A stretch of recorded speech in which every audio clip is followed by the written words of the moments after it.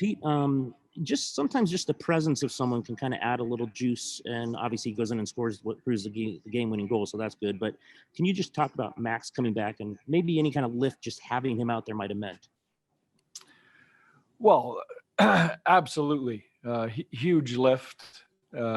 Just writing his name on the board today in the lineup, I think gave our group a lift. There was a lot to unpack with this series, and playing the first 6 games without him, our leading goal scorer, was a hill that our group had to climb, and it was critical, that we got him back tonight. It changed, I thought, everything about our confidence to score.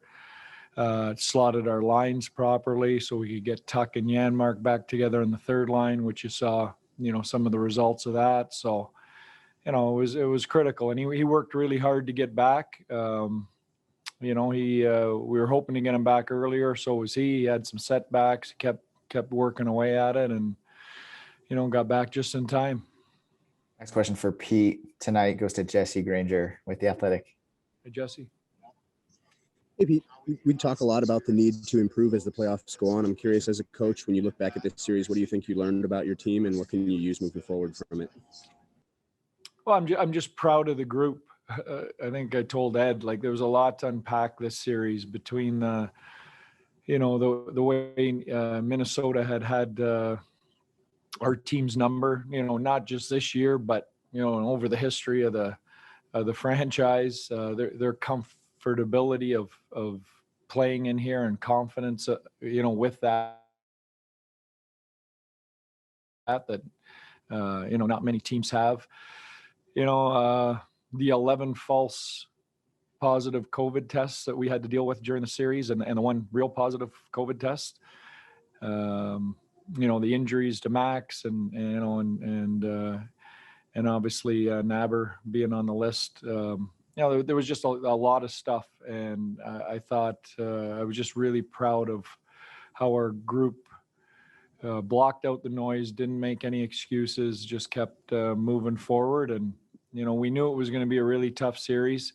I guess that's what you get for tying for the most points in the league, is to get an opponent like that. And I failed like I wanted to right off the bat to acknowledge, how hard Minnesota played and how well they played, and what a great opponent they were, because they gave us everything we could handle. We'll go to Ben Goetz from the Las Vegas Review-Journal. Hi, Ben. Hey, Pete, you mentioned Matthias Janmark earlier. Just how much of a boost was it to have him and that entire third line going tonight? Yeah, like I said, I think we led, or we tied for, or we're right there for the league lead in goals this year during the season. And then, when you take Max Pacioretty out, and then you have to fill that hole, and then, someone else has got to play in Tucky's spot.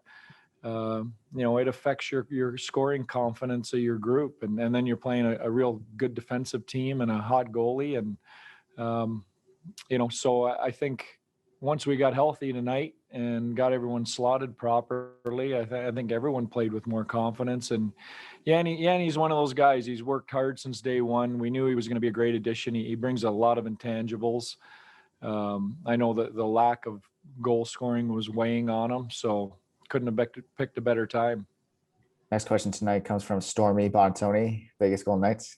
Hey, Stormy. Pete, when you talk about all of the things that went into you guys ultimately being able to close out this series, to end it in a game that, at least on paper, looked to be the most efficient 60-minute effort you guys have put on, how much better does that make you moving ahead to the next round?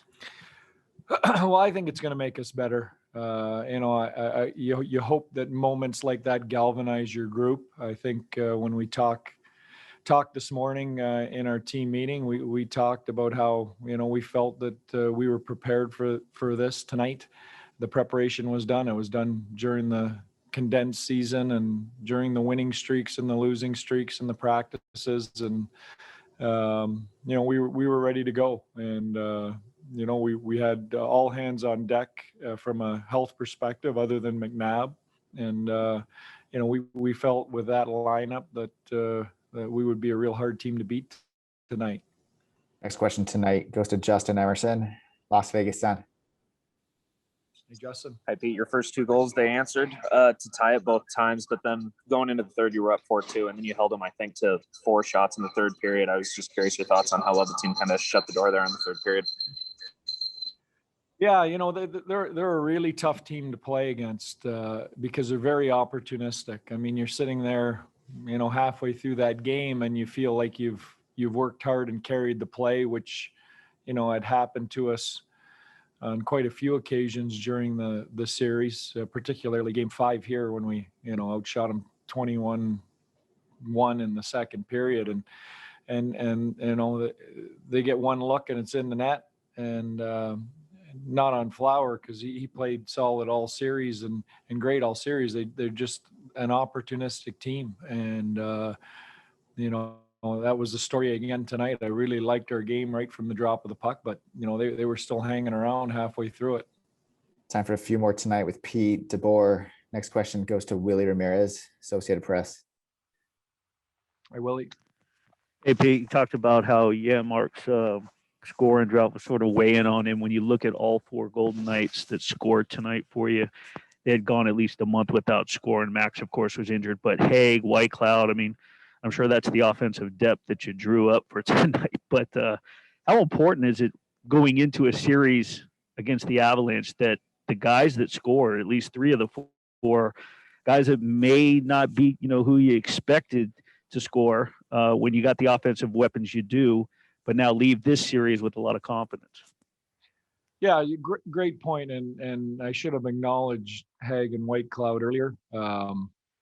Those 2 kids have done a phenomenal job for us all year.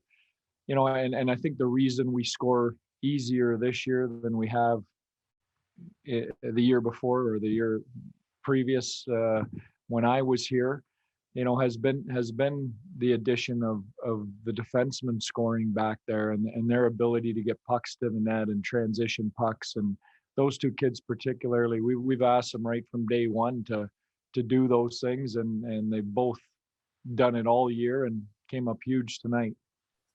Next question tonight goes to Danny Webster, NHL.com. Hey, Danny.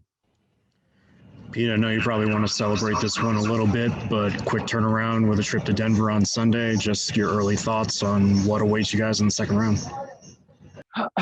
Well, I think we know, and I'm sure I'm going to read from you guys all about the hill we've got to climb here. So I'm not going to spend a lot of time on it tonight. I think we know what we're dealing with, and we'll enjoy this tonight and start looking at that tomorrow. Final question tonight goes to Brian Blessing from the Vegas Hockey Hotline. Hey, Brian. Hey, Pete. Again, looking forward to the Avalanche. You get Pacioretty back. The hopes McNabb comes back. Possibly Krebs. You're starting to, get your pieces in place. You survived the first round, and you had adversity from an injury perspective. The possibilities of getting healthy as you move forward. Yeah, it's not too often you're healthier going into the second round than you were entering the first, but that was probably the case. So I love our group. I'm proud of how we handled the first round, and obviously, we're excited about getting to work here and seeing how we stack up against Colorado. Thanks, Pete. Thank you. That'll conclude tonight's media availability.